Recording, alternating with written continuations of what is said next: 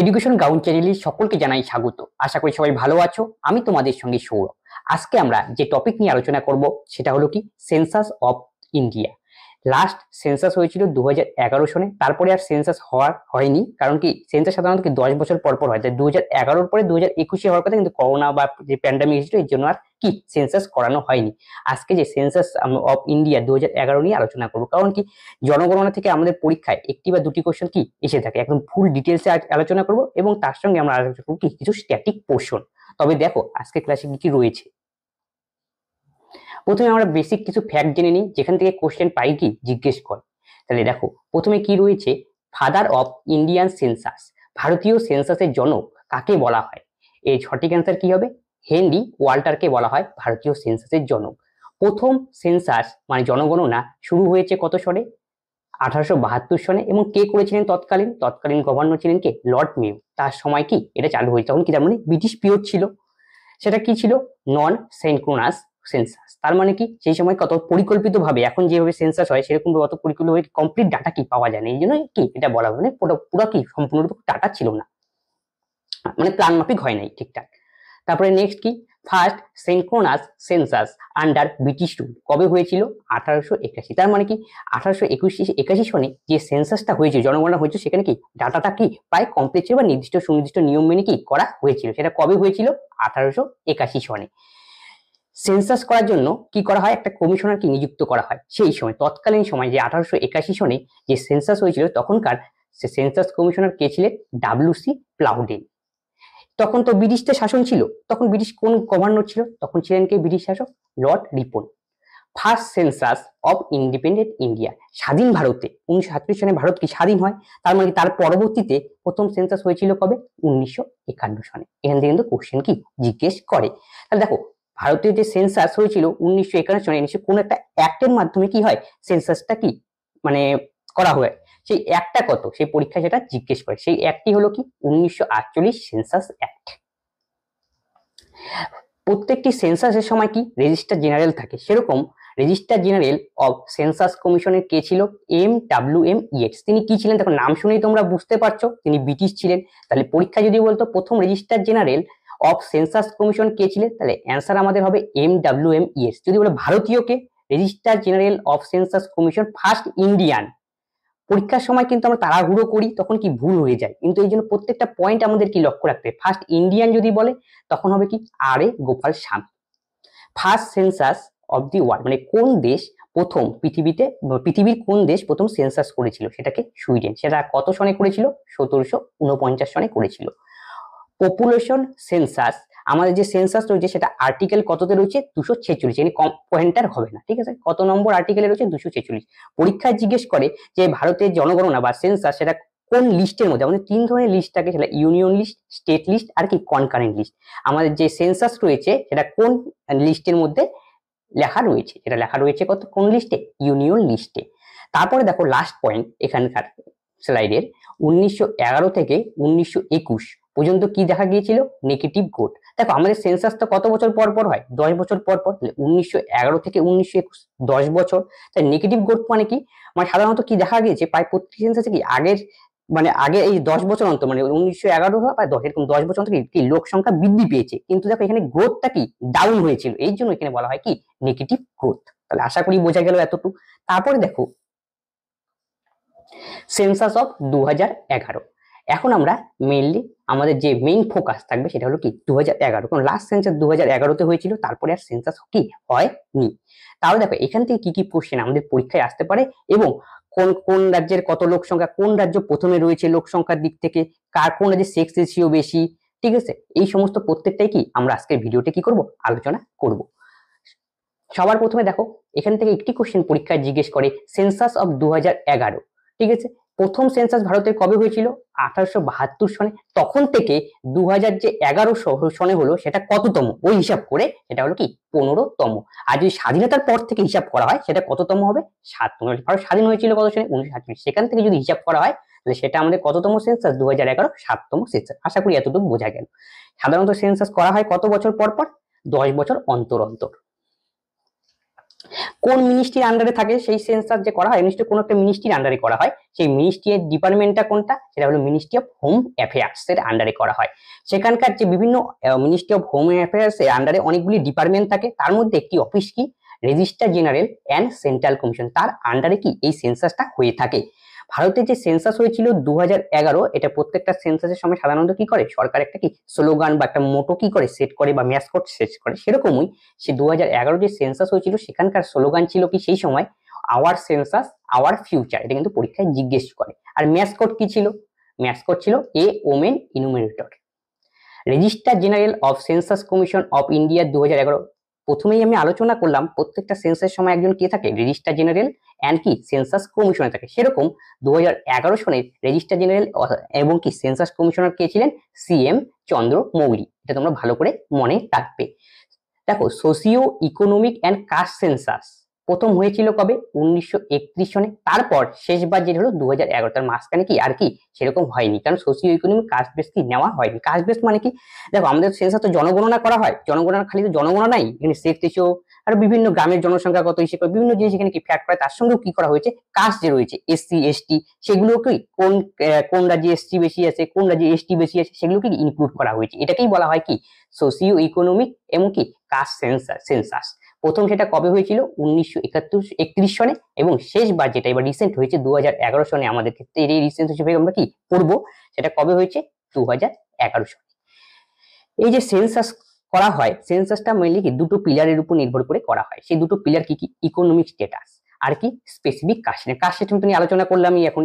আর economic status মানে কি, মানে দেখতে হবে কোন অর্থনৈতিক ভাবে কিরকম আছে, সেটার উপরও কি করা হয়, বেস করে কি একটি সেন্সাসটা করা হয়। এই হলো আমাদের কি প্রথমে বেসিক। তারপর দেখো কিছু আমরা স্পেশাল ফ্যাক্ট জেনে নিই সেন্সাস সম্পর্কে, যেগুলি পরীক্ষায় কোশ্চেন আসে।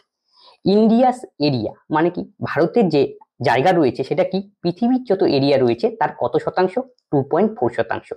পপুলেশন অফ ইন্ডিয়া, ভারতের পপুলেশন কত, 121.05 করোড়, মানে তৎকালীন 2011 সেন্সাস অনুযায়ী, কিন্তু সব মনে রাখবে। Present of the world population 17.5%। ঠিক আছে, তার মানে কি ওয়ার্ল্ডের যত পপুলেশন আছে সেই অনুযায়ী ভারতের পপুলেশন কত, তার কত, 17.5%। আর এটা কি উপরেরটা এরিয়া, কিন্তু ভারতের এরিয়া বোঝানো হয়েছে। ইন্ডিয়াস পপুলেশন কি second country in the world, ভারতের যে জনসংখ্যা রয়েছে, যা পৃথিবীর যত দেশ রয়েছে তার মধ্যে ভারত কি 2 নম্বর হয়েছিল। প্রথম কে রয়েছে, চায়না। যে জনগণনা হয়েছিল 2011 সনে, সেখানে মেল ছিল কত, মানে পুরুষের সংখ্যা কত ছিল, 623.7 মিলিয়ন। যাকে আমরা যদি টোটাল জনসংখ্যার হিসাবে পার্সেন্টেজ হিসাব করি, তা দাঁড়াবে আমাদের কত, 51.54%।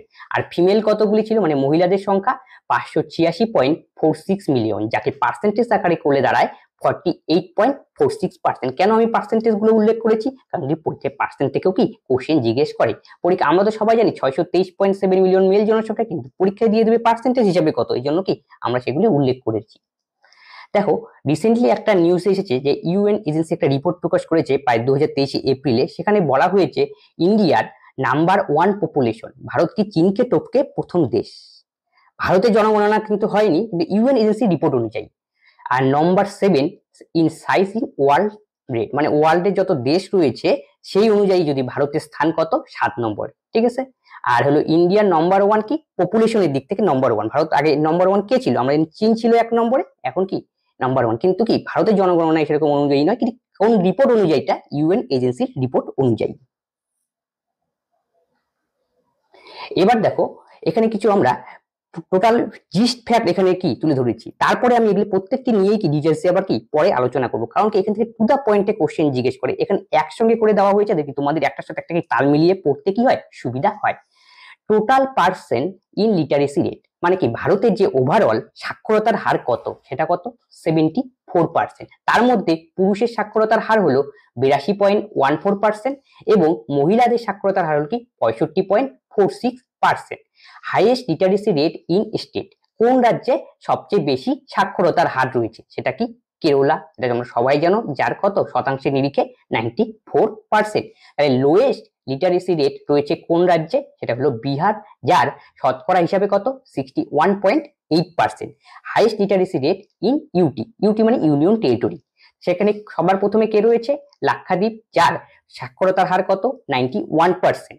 Lowest literacy rate in union territory Dadra Nagar Haveli, তার কত 76.24%। এর প্রত্যেকটি কিন্তু ডাটা সহকারে কি আমাদের পরীক্ষায় জিজ্ঞেস করে, প্রত্যেকটি ডাটা কি আমাদের important.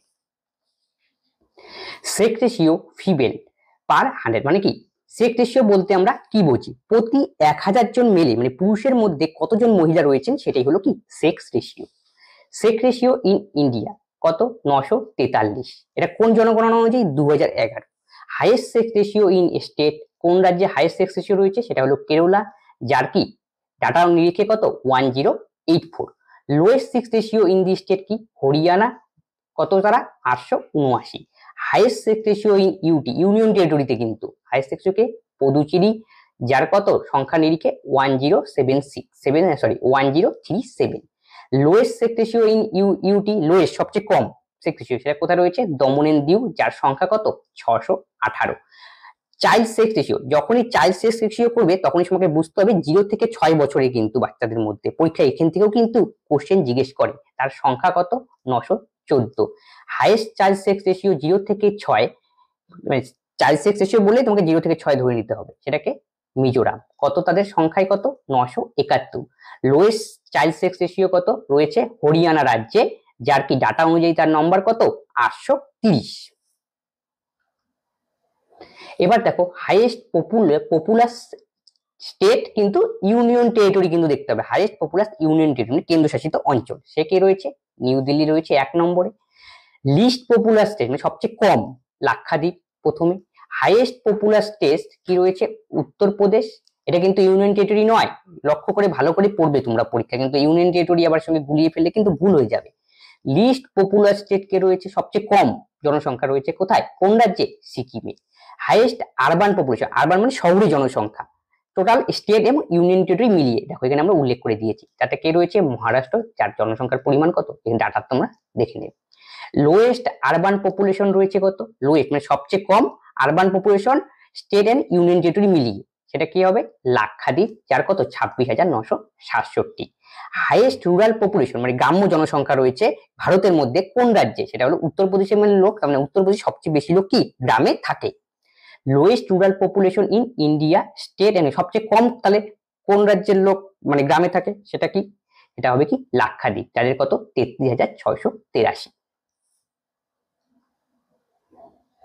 Most popular states in descending order, দেখো এখানে আমরা সুন্দর করে কি স্লাইড করে দিয়েছি, কেন দিয়েছি পরীক্ষায় ডিসেন্ডিং অর্ডার অনুযায়ী দিয়ে জিজ্ঞেস করে, বড় থেকে ছোট, ছোট থেকে বড়, এই জন্য তোমাকে আমি দেখো তার সঙ্গে ডাটাগুলো দেওয়া রয়েছে যাতে কি তোমাদের মনে থাকে অনেক দিন।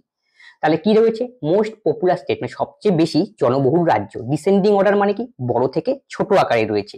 উত্তরপ্রদেশ সবার প্রথমে 1 নম্বরে, 2 নম্বরে কে মহারাষ্ট্র, 3 নম্বরে কত বিহার, 4 নম্বরে কত ওয়েস্ট বেঙ্গল, কত 19,98,12,341 সামথিং। মহারাষ্ট্র কত 11,23,74,333। বিহারের কত 10,40,49,452। আর ওয়েস্ট বেঙ্গলের কত 9,12,76,000 কত 115। মোস্ট পপুলার স্টেট কিন্তু ব্র্যাকেটের কি লেখা রয়েছে ইউনিয়ন টেরিটরি কেন্দ্রশাসিত অঞ্চল, কি অর্ডারে রয়েছে ডিসেন্ডিং অর্ডারে, ঠিক আছে। সবার চেয়ে বেশি কোথায় রয়েছে দিল্লিতে, সেটা কত 1,67,67,941। তার পুদুচেরিতে কত রয়েছে 12,37,953। তারপরে কে চণ্ডীগড়, ডাটা দেখে ঠিক মিলিয়ে নিতে পারবে। তারপরে সর্বশেষে এখানে রয়েছে আন্দামান অ্যান্ড নিকোবর আইল্যান্ড, যার কত 3,80,551। দেখো আমরা এখানে সিরিয়ালি সাজিয়ে দিয়েছি যাতে কি তোমাদের প্রত্যেকেই সুবিধা হয়। ডিসেন্ডিং অর্ডার কিন্তু ইউনিয়ন টেরিটরি, সেটা কিন্তু মাথায় রাখবে, আবার এটা সব union territory list descending order.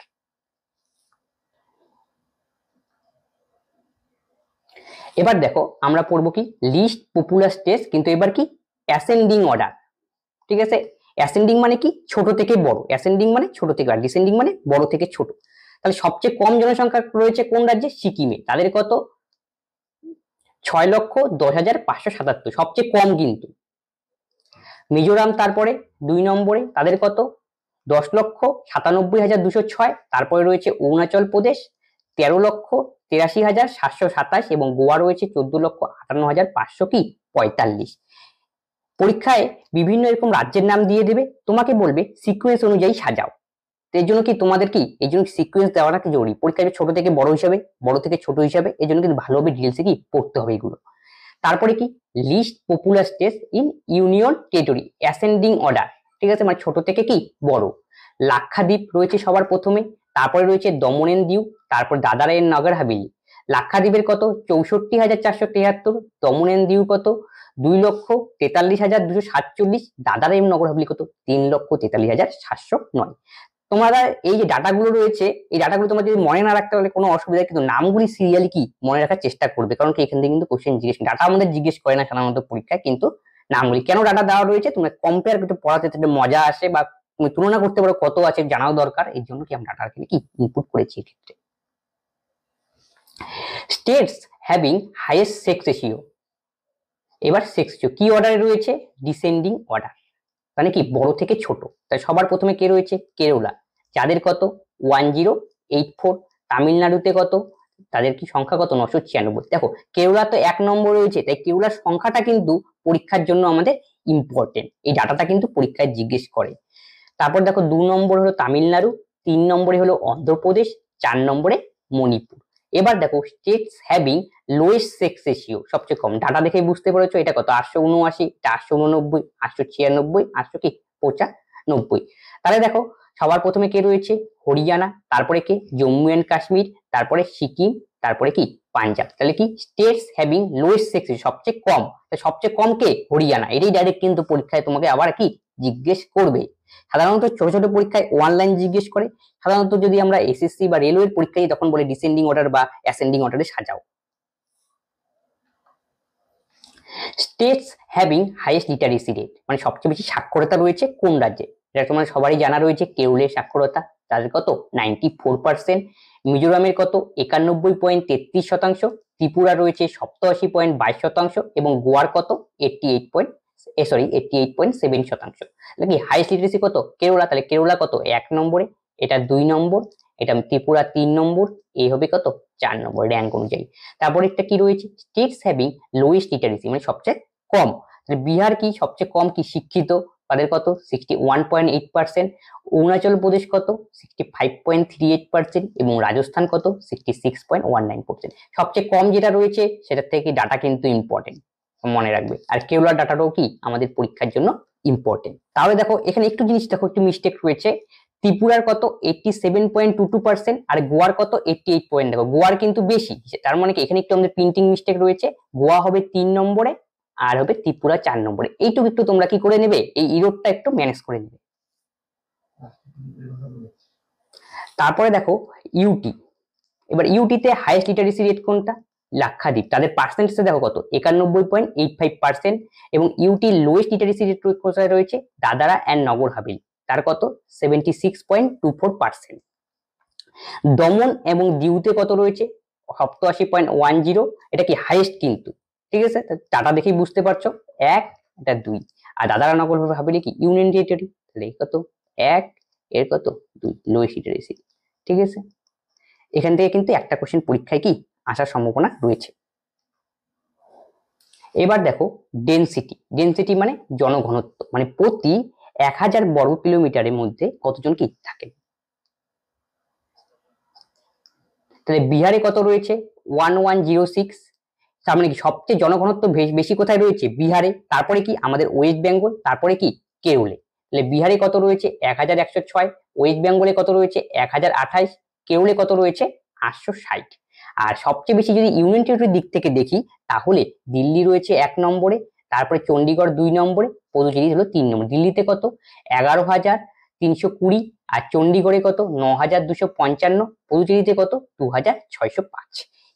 যেহেতু আমরা ওয়েস্ট বেঙ্গল থাকি, ওয়েস্ট বেঙ্গলের ডাটাটা কিন্তু ইম্পর্টেন্ট, আর প্রথম যেটা রয়েছে তার ডাটাটা তোমরা মুখস্থ করবে।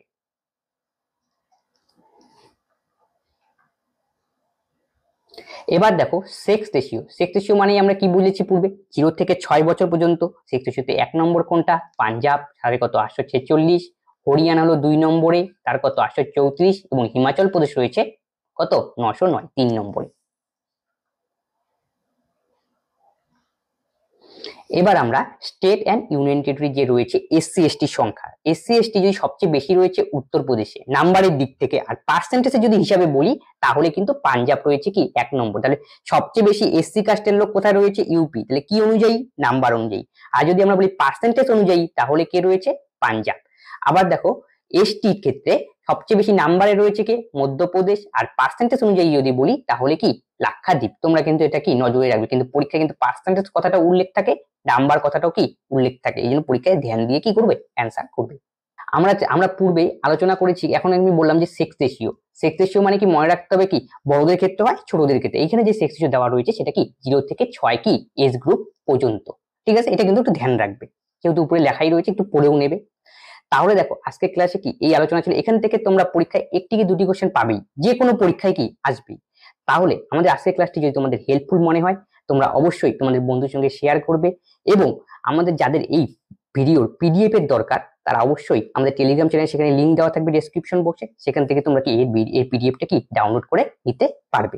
তবে আজকের ক্লাস আমরা এখানেই শেষ করছি, পরবর্তী নেক্সট ভিডিওতে আবার দেখা হচ্ছে। ধন্যবাদ।